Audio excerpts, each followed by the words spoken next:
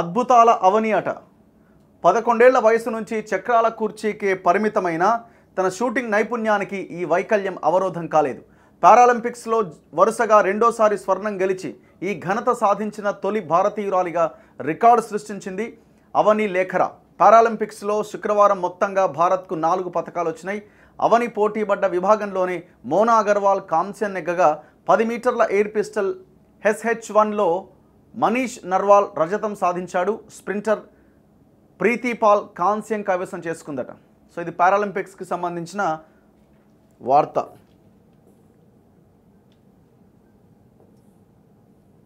ఇవేమైంది? ఈ మహిళకు జరిగిన ప్రమాదం ఏంటి? అందరూ కలిసి కాపాడాల్సిన పరిస్థితి ఎందుకు వచ్చింది? ఓ భయంకరంగా ఉంది కదా దృశ్యం. ఏమైంది?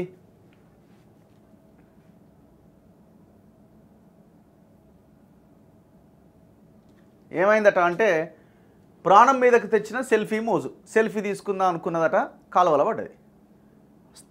అక్కడున్న స్థానికులు చూసి కాపాడిరు. స్థానికులు లేకపోతే కథం, గంగల కొట్టుకపోవడమే. ఇప్పుడు ఆ సెల్ఫీ దిగకపోతే ఏమాయ్? రైలు పట్టాల మీద సెల్ఫీలు, కాలువల మీద సెల్ఫీలు, గుట్టలెక్కి సెల్ఫీలు. ఈ సెల్ఫీలు ఎన్ని వేల మంది ప్రాణాలు తీసిండో ఈ మొత్తం దేశం ప్రపంచంలో.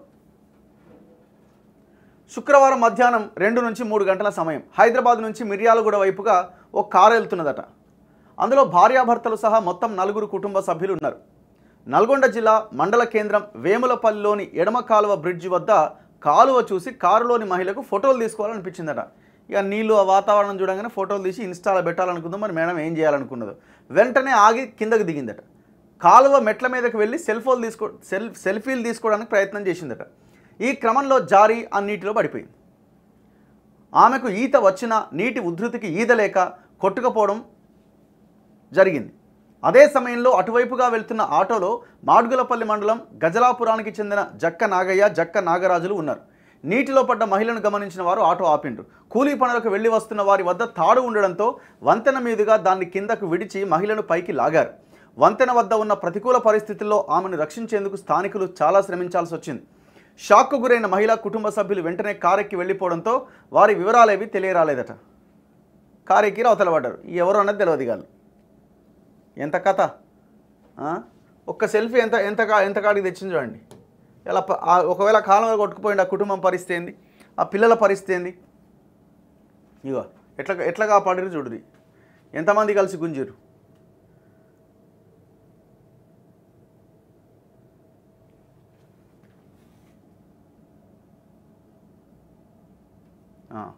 ఫ్లూ సోకినప్పుడు యాంటీబయాటిక్స్ వేసుకోవద్దట. అసలు జ్వరం వచ్చిందని హాస్పిటల్కి పోతే ఫస్ట్ రాసేది యాంటీబయాటికే కదా డాక్టర్లు.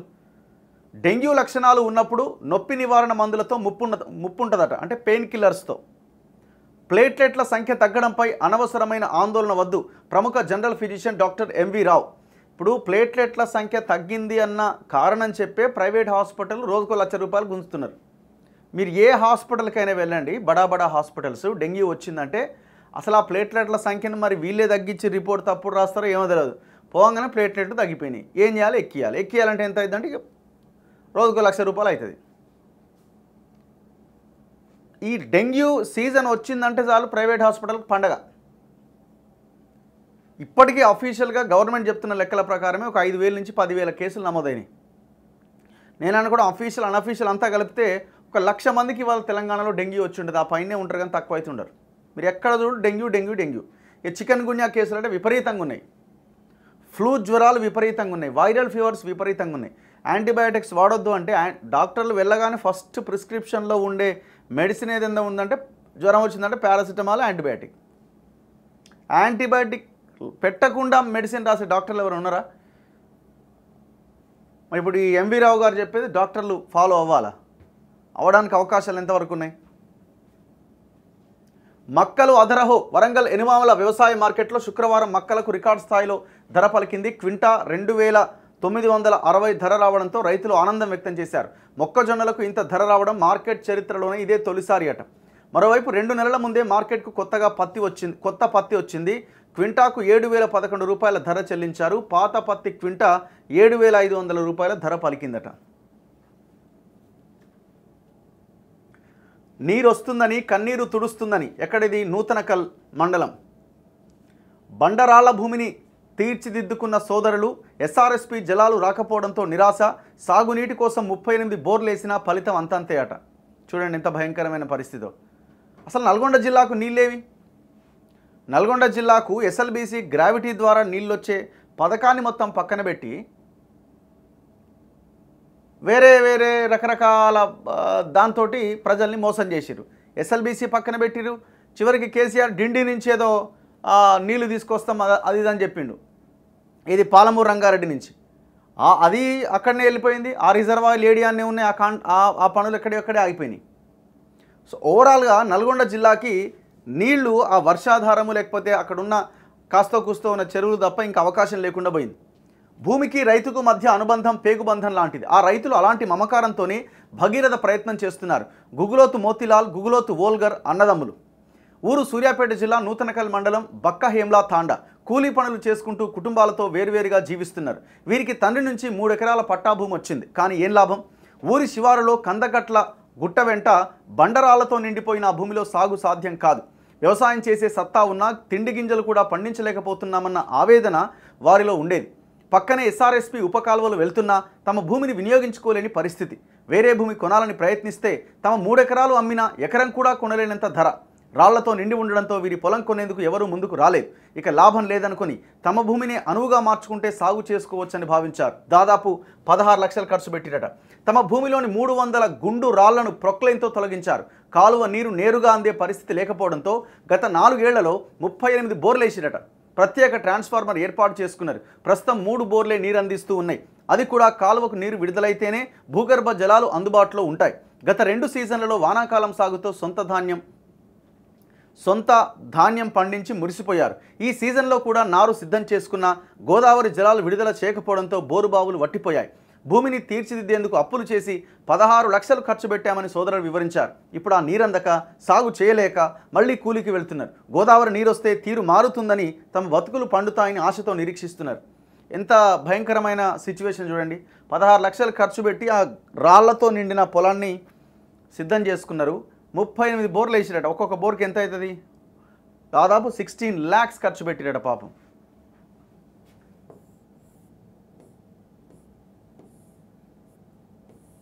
నెక్స్ట్ మిగతా వార్తల్లో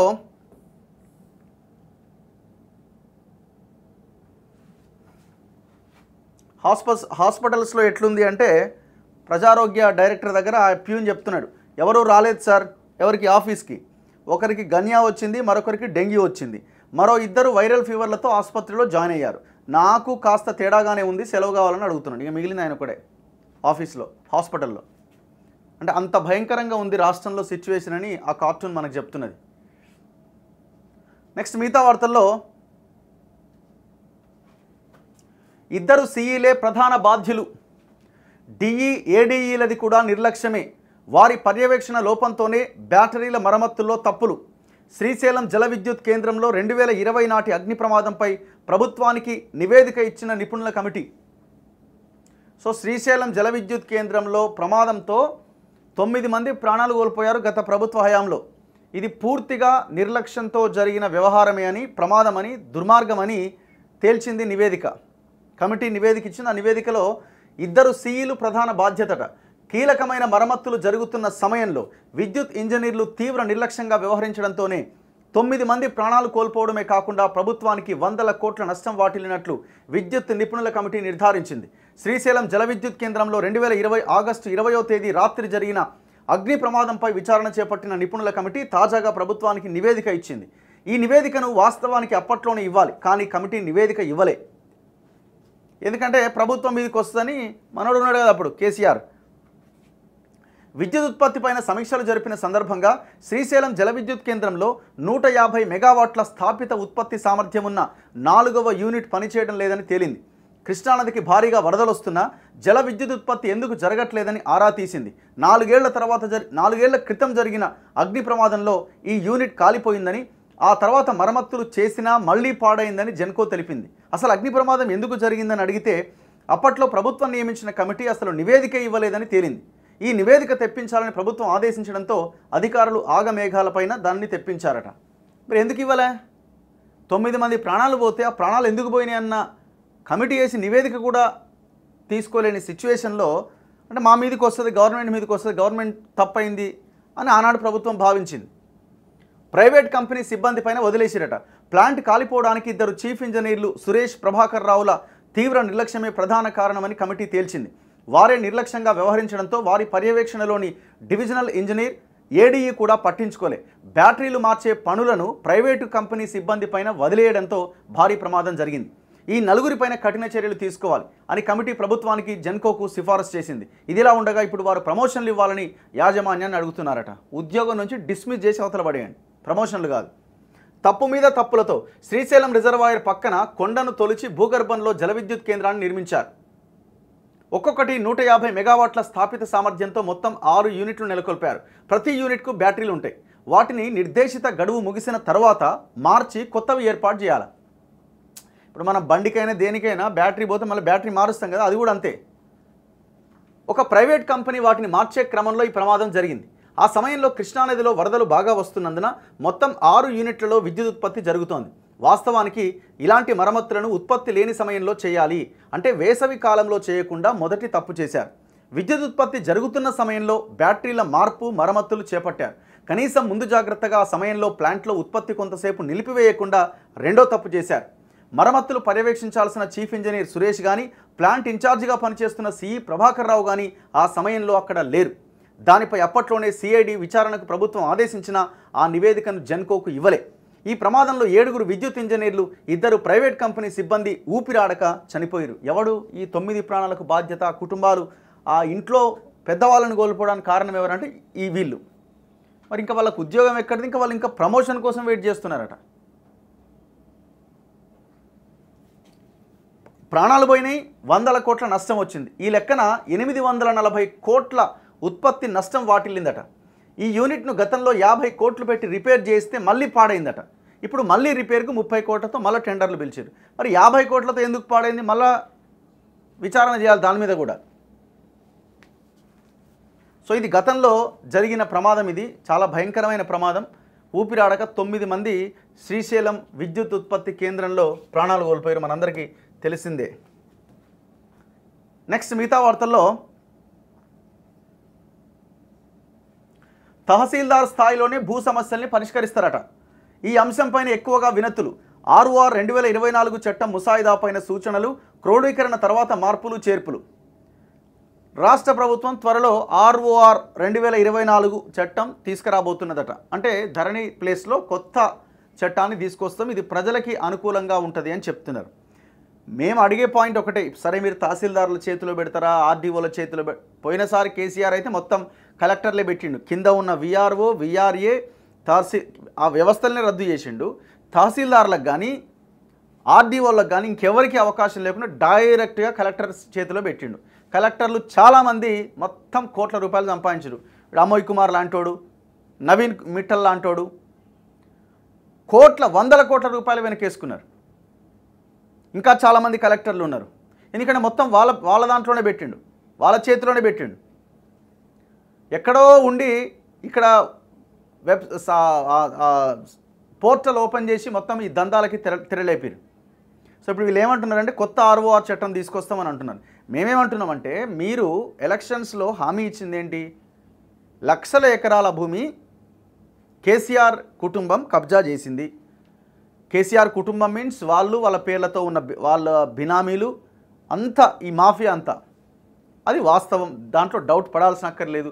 మీకు ఓన్లీ ఇన్ గ్రేటర్ హైదరాబాద్ చుట్టుపక్కలనే కొన్ని లక్షల ఎకరాల భూమి మాయమైంది. ప్రభుత్వ భూమి ఉన్నది, అసైన్డ్ భూమి ఉన్నది, ప్రజలకు సంబంధించిన పట్టా భూములు కూడా లేపేసిరు బెదిరించి. మరి ఇవన్నీ తిరిగి ఇస్తాం, పేద ప్రజలకు పంచుతామని రాహుల్ గాంధీ స్టేట్మెంట్ ఇచ్చారు. మేమే అడుగుతున్నామంటే ఇప్పుడు ఈ ధరణి కమిటీ కానీ ఈ ఆర్ఓఆర్ చట్టం ముసాయిదా తయారు చేసిన క్రమంలో మీరు ఎన్ని ఎకరాల భూమిని రికవరీ చేశారు అన్నది ఫస్ట్ పాయింట్. ఎన్ని ఎకరాల భూమిని కనీసం గుర్తించారు? సరే రికవరీ అన్న తర్వాత ఫస్ట్ ఎన్ని ఎకరాల భూమి కబ్జాకు గురైంది అని గుర్తించారు మీరు? గవర్నమెంట్ భూమి కానీ, అసైన్ ల్యాండ్ కానీ, ఇంకోటి కానీ దానికి ఏమైనా క్లారిటీ ఉందా అంటే ఒక్కరి దగ్గర క్లారిటీ లేదు. ఏ ధరణి కమిటీ సభ్యుని అడిగినా క్లారిటీ లేదు. ఎంతసేపు కొత్త చట్టం తెస్తాం, కొత్త చట్టం ఏముంటుంది ఆ కొత్త చట్టంలో? వీళ్ళు ఏం చేస్తారంటే జరిగింది జరిగిపోయింది, కొత్తగా జరగకుండా చూస్తామని ఈ చట్టం తీసుకురాబోదు. ఇది కాదు కదా మేము కోరింది, ఇది కాదు కదా మేము మార్పు అని మీకు ఓటేసింది. పేద ప్రజల భూమి వాళ్ళది కాకుండా పోయింది, కొన్ని వేల లక్షల ఎకరాల భూమి. మరి ఆ భూమి ఎవరివ్వాలా? అంటే కబ్జా చేసిన వాళ్ళ చేతిలో ఉన్న భూమి వాళ్ళ చేతిలోనే ఉంటుందా? అంటే వాళ్ళ నుంచి మీరు ఏమన్నా 50-50 60-40 అన్న లెవెల్లో మీరు పంచుకుంటారా? ఇది అన్యాయం అయిపోతుంది కదా. అండ్ చాలామంది అడుగుతున్నది ఏంటి, ఎన్జిఓస్ కానీ రైతు సంఘాల నాయకులు కానీ చాలామంది అడుగుతున్నది ఏంటి, 1971 పాస్బుక్ యాక్ట్లో ఉన్న సెక్షన్ 26ని కేసీఆర్ రద్దు చేసిండు. ఆ సెక్షన్ 26 ఏం చెప్తున్నది? ఆ సెక్షన్ 26 ఎవరైతే ఆ భూమిని అనుభవిస్తున్నారో వాళ్ళ ఆధీనంలోనే ఉన్నది. తెలంగాణకు ఆ పరిస్థితులు ఉన్నాయి. ఎందుకు? గతంలో తెలంగాణ సాయుధ రైతాంగ పోరాటం, ఇవన్నీ పోరాటాల కారణంగా విలేజెస్లో వందల వేల ఎకరాలలో ఉన్న దొరలంతా పారిపోయారు ఇక్కడి నుంచి. పేద ప్రజల్లో ఆ భూమిని సాగు చేసుకుంటున్నారు.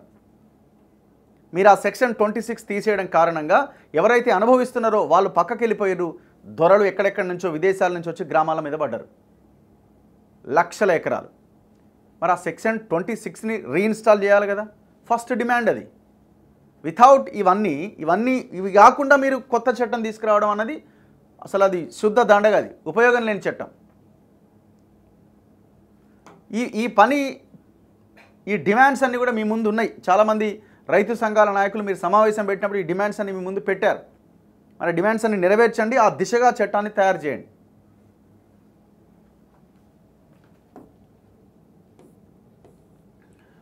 పర్యాటకానికి సొబగులు, ఆధ్యాత్మిక, ప్రకృతి, హెల్త్, టూరిజంపై విడివిడిగా కార్యాచరణ. తిరుమల తిరుపతి దేవస్థానం తరహాలో యాదగిరిగుట్టకు ఆలయ బోర్డు. 4th సిటీలో 1000 ఎకరాల విస్తీర్ణంలో హెల్త్ హబ్. హైదరాబాద్ వెలుపల 1000 ఎకరాల్లో మరో జూ పార్క్. అనంతగిరిలో ప్రకృతి వైద్య కేంద్రం. రామప్ప ఆకృతిలో కీసర ఆలయం. స్పీడ్ ప్రాజెక్టుల సమీక్షలో ముఖ్యమంత్రి రేవంత్ రెడ్డి. సరే, అన్ని బాగానే ఉన్నాయి. కీసర ఆలయము లేకపోతే ఇంకోటి అవన్నీ పెద్ద బడ్జెట్తో కూడుకున్నాయి, కొన్ని వేల ఎకరాలు. ఇట్లాంటి వ్యవహారం కూడా కాదు. మేము అడుగుతున్నాం అంటే 4th సిటీలో 1000 ఎకరాల విస్తీర్ణంలో హెల్త్ హబ్ అంటున్నారు. ఫస్ట్ అయితే ఇప్పుడున్న హాస్పిటల్స్, ఆ హాస్పిటల్కి వచ్చే పేషెంట్లు, వాళ్ళకి అందాల్సిన మందులు, వాళ్ళకి అందాల్సిన వైద్యం సరిగ్గా అందాలి కదా. ఫస్ట్ ప్రయారిటీ ఇదే కదా. మరి ఈ ఫస్ట్ ప్రయారిటీలో మీరు ఏం నిర్ణయాలు తీసుకున్నారు? 2,90,000 కోట్ల బడ్జెట్లో 3.9% మీరు కేటాయించిన బడ్జెట్ అయిపోయి. మళ్ళీ మీరు ఇంకా ఎప్పుడో జరగబోయే గురించి ఇప్పుడు మాట్లాడతారు. అసలు ఇప్పుడు జరుగుతున్న వాటి మీద మీరు తీసుకున్న చర్యలు ఏంటి? అదే కేసీఆర్ లెక్కనే ఉంది కదా హెల్త్ బడ్జెట్, అదే కేసీఆర్ లెక్కనే ఉంది కదా ఎడ్యుకేషన్ బడ్జెట్. తేడా ఏం లేదు. ఎడ్యుకేషన్ ఏదో 1-6% పెంచిరేదో అంతే. హెల్త్ అయితే ఇంకా దారుణం, నాకు తెలిసి తగ్గించారు అనుకుంటే. ఇంకా 3.9% ఈ దేశంలో, భారతదేశంలో ఉన్న 29 రాష్ట్రాల్లో అత్యల్ప బడ్జెట్ వైద్యానికి కేటాయిస్తున్న రాష్ట్రం ఏదైనా ఉందంటే అది తెలంగాణ రాష్ట్రం, తెలంగాణ ప్రభుత్వం. మరి ఏంది దారుణం? ఇది చేయరు. ఎప్పుడో నిర్మించే హెల్త్ హబ్బు, టూరిజము, ఇది అది ఇవన్నీ ఎందుకండి? చేయండి, తప్పులే చేయండి, చేయాల్సిన అవసరం ఉన్నది. అది కాదంటలే. కానీ ఇప్పుడు జరిగేదానికి బడ్జెట్ ఏది అంటున్నాం. మాటలే కోటలు దాటుతున్నాయి, మాటలు కోటలు దాటుతున్నాయి. ఇది అంటారు కదా, మాటలు కోటలు దాటుతున్నాయి, ఇంకేదో దాటట్లేదని. అట్లనే ఉన్నది వ్యవహారం. రాష్ట్రంలో పర్యాటక ప్రాంతాల అభివృద్ధికి కొత్త విధానం రూపొందించాలని ముఖ్యమంత్రి రేవంత్ రెడ్డి అధికారులను ఆదేశించారు. ఆధ్యాత్మిక, ప్రకృతి, ఆరోగ్య విభాగాల్లో పర్యాటక రంగం అభివృద్ధికి విడివిడిగా పాలసీలు తయారు చేయాలని స్పష్టం చేశారు. పర్యాటకంలో ముందంజలో ఉన్న ఇతర రాష్ట్రాలు అనుసరిస్తున్న విధానాలు తెలుసుకొని వాటిలో మెరుగైనవి అనుసరించాలని సూచించారు. ఇప్పుడు లాస్ట్ గవర్నమెంట్ టూరిజం శాఖలో పెద్ద స్కామ్ జరిగింది. ఆఫీసులో వాళ్ళు ఫైల్ తగలబెట్టారు, పాత వాళ్ళు దొంగలు. ఏమైంది ఆ case?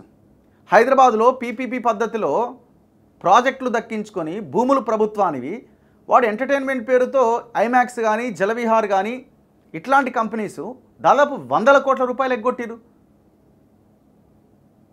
Snow world, IMAX, జలవిహారు, Daspalla ఇవన్నీ ఎక్కడివా భూములన్నీ? గవర్నమెంట్ ఇచ్చింది. టూరిజం డెవలప్ అవుతుంది అని గవర్నమెంట్ వాళ్ళకి ఇస్తే వాళ్ళు ట్యాక్స్ కట్టాలి ప్రభుత్వానికి కొంత, అది కూడా. ఆ ట్యాక్స్ను కూడా ఎగ్గొట్టిరు. 100 కోట్లు వసూలు చేయండి వాటిని. లాస్ట్ గవర్నమెంట్ పూర్తిగా ఈ స్కామ్కు తెరలేపింది. అండ్ ఆ కేసు ఎంతవరకు వచ్చింది? టూరిజం డిపార్ట్మెంట్లో శాఖలో జరిగిన అవినీతి, ఆ తగలబడ్డ ఫైల్ ఎంతమందిని అరెస్ట్ చేసిరు? అతిగతి లేదు.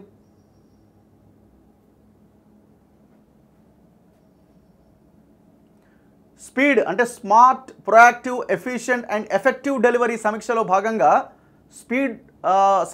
భాగంగా పర్యాటక శాఖ మంత్రి జూపల్లి కృష్ణారావు పర్యాటకాభివృద్ధి సంస్థ చైర్మన్ పటేల్ రమేష్ రెడ్డితో కలిసి శుక్రవారం సచివాలయంలో ఉన్నతాధికారులతో ముఖ్యమంత్రి సమీక్ష చేసిరట.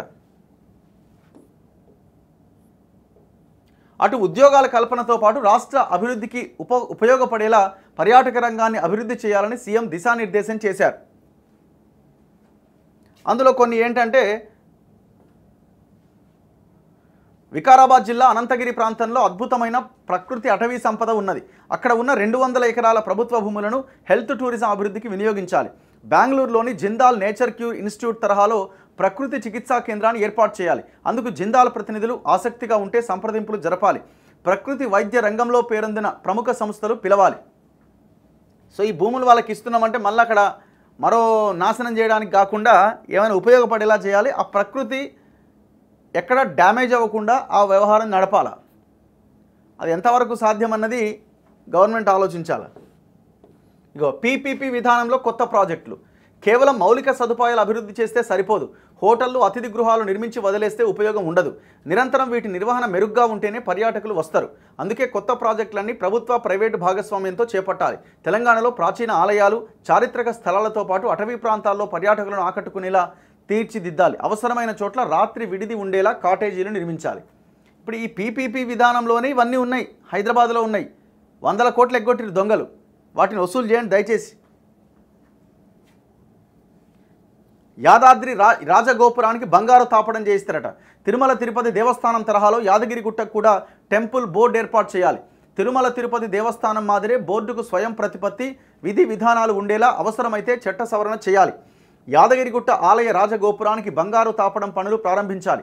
యాదగిరిగుట్ట ఆలయ అభివృద్ధి పనులు చాలా వరకు సగంలో ఆగిపోయినాయి. ఇంకా చేయాల్సిన పనుల వివరాలతో వారం రోజుల్లో సమగ్ర నివేదికను అందించాలి. భక్తుల సౌకర్యాలు, కాటేజీల నిర్మాణాల కోసం దాతలు, కార్పొరేట్ సంస్థల సహకారం తీసుకోవాలి. కీసరగుట్టపైన ఉన్న రామలింగేశ్వర ఆలయాన్ని అద్భుతంగా పునర్నిర్మించాలి. ములుగు జిల్లాలోని రామప్ప ఆలయానికి ప్రతిరూపంగా అచ్చం అదే నమూనాతో కీసరగుట్ట ఆలయాన్ని నిర్మించాలి. దాంతోపాటు అదే యాదగిరిగుట్టలో జరిగిన భూ స్కామ్లన్నింటిని వెలికి తీయాలి. స్పెక్ట్రా అనే ఒక కంపెనీ 4500 మంది బాధితులని తయారు చేసింది, ముంచింది వాళ్ళందరినీ. 4500 మంది దగ్గర నుంచి 4 లక్షలు 5 లక్షలు తీసుకొని ఒకటే భూమిని 10-20 మందికి చూపించి 10-20 మందికి రిజిస్ట్రేషన్లు చేసిరట. లబోదిబోం అంటున్నారు. ఆ కామినేని హాస్పిటల్ ఎదురుగా ఉన్న స్పెక్ట్రా ఆఫీస్లో చాలాసార్లు ధర్నాలు కూడా చేసిరు. రేవంత్ రెడ్డి గారు దాని మీద కూడా సమీక్ష చేయండి. దాంతోపాటుగా ఈ యాదగిరిగుట్ట నిర్మాణం, యాదాద్రి నిర్మిస్తున్నారని కేసీఆర్ ఎప్పుడైతే స్టార్ట్ చేసిరో ఈ ఫ్యామిలీ అంతా పోయి ఆడ భూములు కొన్నది. అందులో మీ పార్టీకి సంబంధించిన వాళ్ళు కూడా ఉన్నారు, డౌట్ లేదు.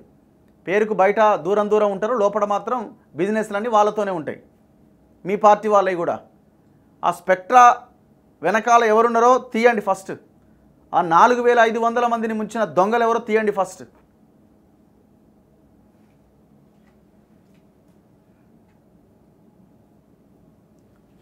సో ఇట్లా నిన్న రేవంత్ రెడ్డి సమీక్ష జరిగింది ముఖ్యమంత్రిది.